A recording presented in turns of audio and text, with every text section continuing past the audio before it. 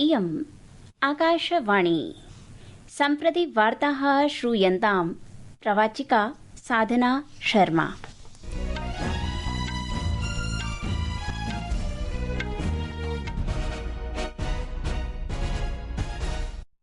आदौ मुख्याः वार्ताः। प्रधानमन्त्रिणा नरेन्द्र मोदिना प्रोक्तं त्रयाणां राष्ट्राणां यात्रा अस्ति आतंकविरोध समर्थनार्थः भारतस्य कृते अवसरः। यात्रायाः प्रथमपादे असौ साइप्रसं सम्प्राप्तवान्। महाराष्ट्रस्य पुणे मण्डले इन्द्रायणी नद्याः उपरि निर्मितः सेतुः 30 जनाः निमग्नाः सेतोः पतिते। उत्तराखण्डस्य केदारनाथे गौरीकुण्ड पर्वतीय क्षेत्रे एकं हेलिकॉप्टर उदग्रयानं दुर्घटनाग्रस्तं जातम्, यस्मिन् 7 जनाः मृताः। ईरान इस्राएल देशौ च स्वस्य प्रत्यक्ष संघर्षस्य घातकतमं चरणं प्रविष्टवन्तौ। तेहरान नगरे इस्राएल देशेन प्रमुख तैल ऊर्जास्थलेषु आक्रमणस्य मध्ये इस्राएल नगरेषु ईरानी प्रहारैः न्यूनातिन्यूनं 10 जनाः मृताः। अपि च टेबल टेनिस क्रीडायां भारतस्य मानव ठक्करः मानुषश्चाहश्च WTT कंटेंडर्स कॉब्जे 25,000 पुरुषयुगलस्य अन्तिमचक्रे प्रवेशं कृतवन्तौ। अथ वार्ताः विस्तरेण। प्रधानमन्त्रिणा नरेन्द्र मोदिना प्रोक्तं त्रयाणां राष्ट्राणां यात्रा अस्ति भारताय आतंकवाद विरोधस्य समर्थनार्थः अवसरः। प्रधानमन्त्रिणा नरेन्द्र मोदिना उक्तं यत् साइप्रस, कनाडा, क्रोएशिया देशानां त्रयाणां राष्ट्राणां यात्रया अधिसीमं आतंकवादस्य विरोधे युद्धे भारताय दृढसमर्थनस्य कृते आभारं प्रकटयितुम् अवसरः अस्ति। तेन उक्तं यत् आतंकवादस्य सर्वेषु रूपेषु आतंकवादस्य निवारणाय वैश्विक प्रयासान् च प्रेरयितुम् अवसरः अस्ति। अद्य प्रातः साइप्रस देशं प्रति प्रस्थानात् पूर्वं स्वस्य वक्तव्ये सः अवदत् यत् एषा यात्रा ऐतिहासिक सम्बन्धं सुदृढं कर्तुं व्यापार, निवेश, सुरक्षा, प्रौद्योगिक्याः क्षेत्रे अस्माकं सम्बन्धानां विस्तारं कर्तुं जनेषु आदानं प्रदानं च प्रवर्तयितुम् अवसरं प्रददाति। सः अवदत् यत् साइप्रस भूमध्य सागरीय क्षेत्रेषु यूरोपीय संघस्य च मित्रं महत्वपूर्णः सहयोगी च वर्तते। प्रधानमन्त्रिणा उक्तं यत् कनाडा देशे G7 शिखर सम्मेलने ग्लोबल साउथ इत्यस्य वैश्विक विषयेषु प्राथमिकतासु च विचार विनिमयस्य स्थानं प्रदास्यते। महाराष्ट्रस्य पुणे मण्डले मावल तालुकायाः समीपे इन्द्रायणी नद्याः उपरि निर्मितः एकः सेतुः अद्य पतितः। न्यूनातिन्यूनाः 25तः 30 जनाः निमग्नाः जाताः इति आशंका क्रियते। अद्य प्रातः उत्तराखण्डस्य केदारनाथ क्षेत्रे गौरीकुण्डस्य पर्वतीय क्षेत्रे एकं हेलिकॉप्टर उदग्रयानं दुर्घटनाग्रस्तं जातम्, यस्मिन् 7 जनाः मृताः।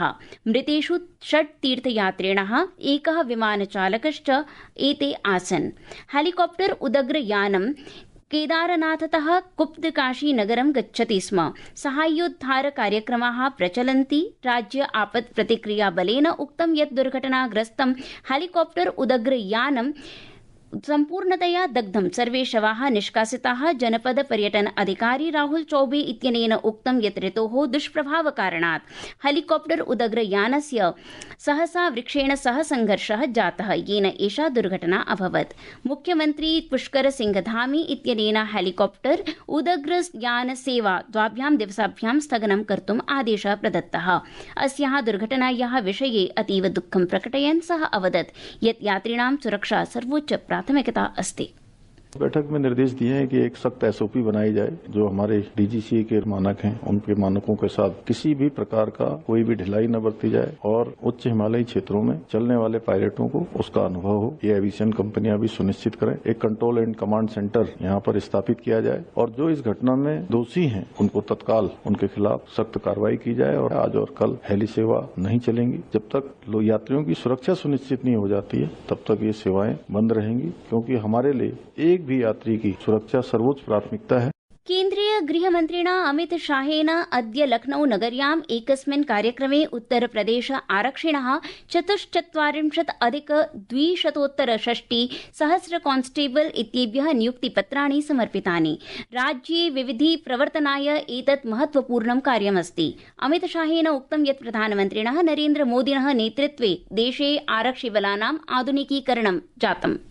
मोदी जी ने 11 साल के अंदर जो देश को आगे बढ़ाने का काम किया है, उसको 47 के भारत की नींव डालने का काम मेरे सामने बैठे युवाओं ने करना है। इस 11 साल के अंदर 25 करोड़ लोग गरीबी रेखा के बाहर आए, 60 करोड़ लोगों को गैस का सिलेंडर, 5 लाख तक का इलाज नरेंद्र मोदी जी ने कर पिछड़े, दलित और आदिवासियों के जीवन में एक नया उजाला भरने का काम किया है। संस्कृत वार्तायाः संस्करणम् इदानीम् आकाशवाणीतः प्रसार्यते।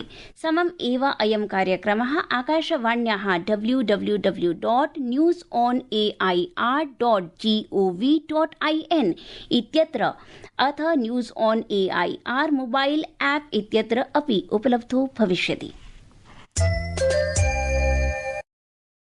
ईरान इस्राइल देशौ च स्वस्य प्रत्यक्ष संघर्षस्य घातकतमं चरणं प्रविष्टवन्तौ। तेहरान नगरे इस्राइल देशेन प्रमुख तैल ऊर्जास्थलेषु आक्रमणस्य मध्ये इस्राइल नगरेषु ईरानी प्रहारैः न्यूनातिन्यूनं 10 जनाः मृताः। अहमदाबाद विमान दुर्घटनायां 31 पीडितानां DNA प्रतिरूपाणां मेलनं जातम्। इदानीं यावत् 14 शवाः मृतकानां परिजनेभ्यः समर्पिताः। अहमदाबादे सिविल अस्पताल चिकित्सालयस्य अतिरिक्त अधीक्षकेण डॉक्टर रजनीश पटेलेन प्रोक्तं यत् येषां जनानां DNA प्रतिरूपाणां मेलनं जातं तेषां शवाः तेषां परिजनेभ्यः समर्प्यन्ते। पूर्व मुख्यमन्त्रिणः स्वर्गीय विजय रूपाणी इत्यस्य DNA मेलनं जातं राज्य गृहमन्त्रिणा हर्ष सिंघवी इत्यनेन घोषणा कृता। गुजरात के पूर्व मुख्यमंत्री श्री विजय भाई रूपाणी जी का एयर इंडिया अहमदाबाद गेटवे की फ्लाइट के क्रैश में दुखद अवसान हुआ है। आज सुबह करीबन 11:10 को उनका DNA मैच हुआ है। उनका पार्थिव शरीर परिवार एवं वरिष्ठ आगेवानों के साथ चर्चा होने के बाद और आगे की जानकारी आप सबको दी जाए। केन्द्रीय नवीकरण ऊर्जा मन्त्री प्रहलाद जोशी इत्यनेन उक्तं यत् भारतस्य पवन ऊर्जा क्षमतायां गतवर्षे 46.42 गीगावाट रूप्यकाणां तुलनायां 10.5% अधिका वृद्धिः भूत्वा 51.5 गीगावाट अभवत्। भारतीय अंतरिक्ष अनुसंधान संघटनम् इसरो इत्यनेन उत्तरप्रदेशस्य कुशीनगरे रॉकेट प्रक्षेपणस्य सफलं परीक्षणं जातम्। अस्माकं संवाददाता असूचयत् यत् राज्यस्य कृते एषः ऐतिहासिकः क्षणः अस्ति, यतोहि राज्ये प्रथमं वारं रॉकेट माध्यमेन लघु उपग्रहस्य पेलोड इत्यस्य प्रक्षेपणं क्रियते। सूचना प्रसारण सचिवः संजय जाजू जम्मूकश्मीरस्य सांस्कृतिक लोक आचारं प्रकाशयितुं स्वदेशीय क्षेत्रीय कार्यक्रमे निर्माणे बलं दत्तवान्।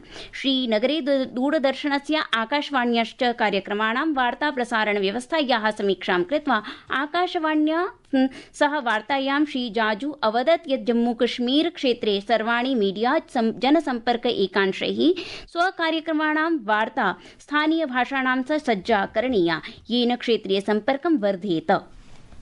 We have also worked out an action plan to strengthen our outreach activities through the Doordarshan and All India Radio. Jammu and Kashmir has large number of languages and it's important that DD Kashmir and our radio network produces a lot of local content. हम उन्हें भारत सरकार से संबंधित योजनाओं की और जो जम्मू कश्मीर में तेजी से विकास हो रहा है उसकी जानकारियों को आम नागरिक तक हम पहुंचा सकें। टेबल टेनिस क्रीडायां भारतस्य मानव ठक्करः मानुष शाहश्च अद्य नॉर्थ मेसेडोनिया नगरे WTT कंटेंडर्स कॉप्जे 25-2000 पुरुषयुगलस्य अन्तिमचक्रे प्रवेशं कृतवन्तौ। अमेरिकीय सैन्येन शोभायात्राद्वारा 250 वर्षाणि आचर्यन्ते इति वार्ताः।